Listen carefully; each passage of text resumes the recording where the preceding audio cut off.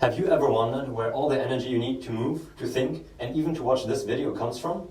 You'd probably say from your food. And although that is true, there's actually a really complicated process that allows your body to harness energy in a useful form. This process is called cellular respiration. And in this video, I will focus on the electron transport chain and chemiosmosis. It is the last stage of respiration, and the final product is ATP, the form of energy that is used in most of the cell's reactions. The theory was discovered by Peter Mitchell in the 1960s. This represents a breakthrough, no pun intended, that led to bioenergetics. The process occurs on the inner membrane of mitochondria, which is a phospholipid bilayer with integrated protein complexes. These protein complexes act as electron acceptors for the electron transport chain, while a protein called F1, F0 ATP synthase is the place where chemiosmosis occurs. The electron transport chain starts with NADH plus H+, which supplies electrons to the first protein complex.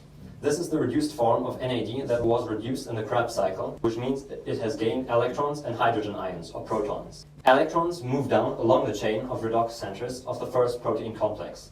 The redox centers have a different affinity for electrons, which causes them to jump from one redox center to another. They lose energy in this process, which is used to pump protons from the matrix into the inner membrane space. At the second protein complex, FADH2 also supplies electrons. These are carried to protein complex 3, where some of them are used to pump protons into the inner membrane space. Others are transported to protein complex 4 using cytochrome C. More hydrogen is pumped across the membrane, as in protein complexes 1 and 3. Free electrons are called free radicals and can cause significant damage to the cell.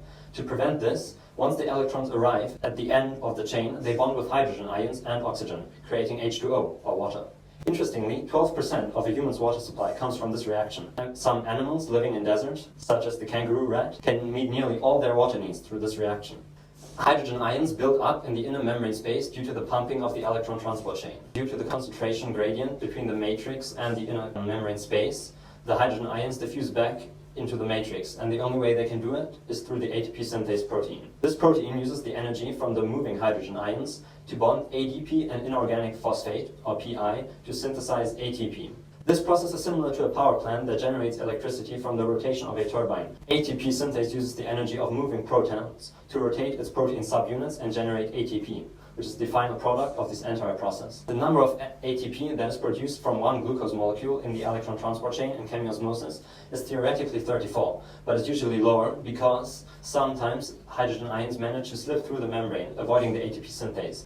What is most fascinating about this entire process is that it occurs at an immensely small scale and incomprehensible speed, but produces most of the energy that is needed for us to live.